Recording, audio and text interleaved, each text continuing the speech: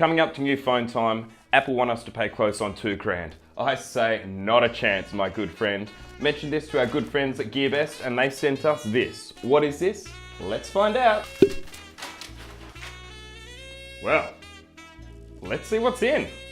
The Mi A1 by Xiaomi Mi. Right, what have we got in store for ourselves, guys? Semi-reminiscent of another big brand phone maker that we all know and love. So, what do we got? We got the phone itself.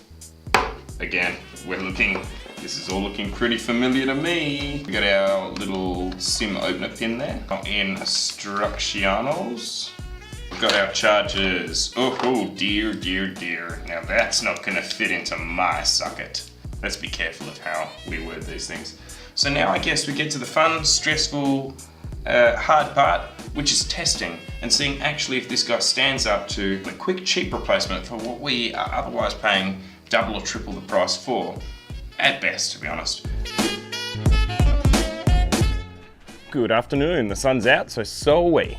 Now we're doing a recap on our little Xiaomi Mi A1 here, guys. I've been using it for a week, not the full-time phone yet. We're yet to do the changeover between Apple. So we've just been testing out the apps, the camera, how it actually feels in hand, and how I feel about it as a phone. So far I'm really impressed. It feels really solid. It does feel fragile. I reckon get a case ASAP. In fact, I would get a case when you order the phone because finding one locally has been a challenge and a half for me. Now the fingerprint scanner on the outside there, I love the location, works really well, very functional. I even probably think it's a bit quicker and more reliable than the Apple scanner. I find myself having to 2 or 3 times touch the Apple scanner. This guy seems a little bit more reliable. You can also enter in a lot more fingerprints into it, so that gives you a bit more freedom as far as how many fingers you want to enter. Also, I suggest entering the same finger several times, treating it as several fingers of course, and that way you again just have a little bit more freedom and make sure it doesn't mess up on you. The 3.5mm jack, I'm really glad they haven't got rid of that yet. Everyone seems to be moving towards getting rid of the 3.5. I use it a lot. I use it a lot for the lav mic that I'm using right now.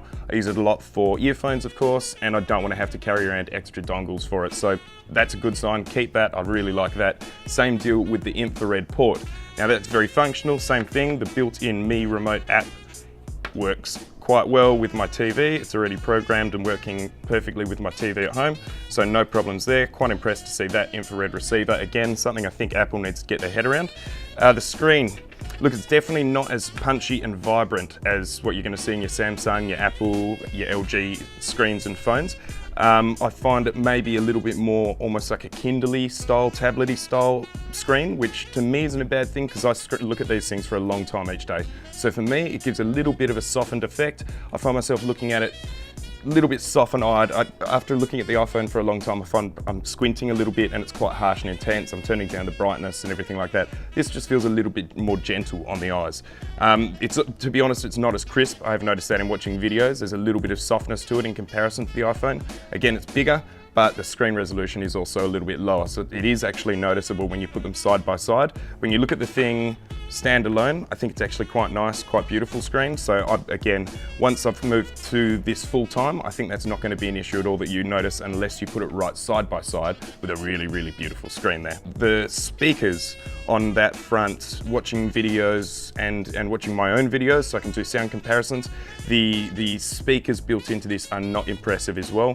They're not terrible, a little bit more tinny side by side. In talking about sound, the microphone, recording videos, doing a side-by-side iPhone 7 4K video test, you'll notice that the microphone's also nowhere near of the quality of the iPhone. You can hear those birdies chirping, you can hear the leaves flickering. On this guy, unfortunately, it's a little bit noisy, a little bit robotic sounding, quite a lot of interference. So again, if you're a vlogger and you're going to be using this guy without a lav mic, then I'd suggest considering a different unit. If you're like me and you use your lav mic a lot, probably not going to be an issue, but something to bear in mind. Now, looking at the video quality, you're going to notice a lot of big difference.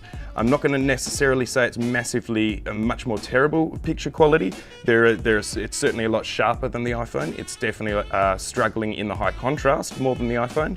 but I think straight out of camera, neither of those clips have been edited in any way. So I think straight out of camera, it comes a little bit more sharp, a little bit sharper, probably ready to post, whereas the iPhone, I shoot flat and raw and then trick it up in post later.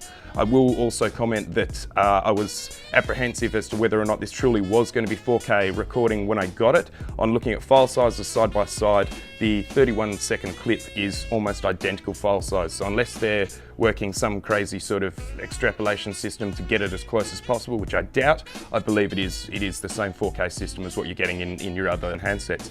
So that being said, there's plenty more tests to put this guy through. I want to chuck him in harsh sunlight, so that'll be a good opportunity to go for a drone fly, and we'll see how he handles up in that, if I can actually see the screen. And again, once he's the full-time handset, there's going to be plenty more tests to go through. So like every other product I review, make sure you tune in, because there's going to be updates as we go along. Any positive or negative updates will be posted to you guys first. Now that's it for the Xiaomi for this video. We do have some crazy exciting news. Our buddies over at GearBest have sponsored us for a giveaway that's coming up in 2 days' time. Announced on the 1st, guys, is when the video will be coming out with all the details of how you can get involved yourselves. So make sure you subscribe, details down the bottom. And in the meantime, we'll see you on the 1st for the next video update. And guys, this giveaway is not just big in size, it's not just big in value, it's not just big in hype. This is a good one. This is a crazy one. I want this for myself. So tune in, we'll see you then. Ciao, ciao.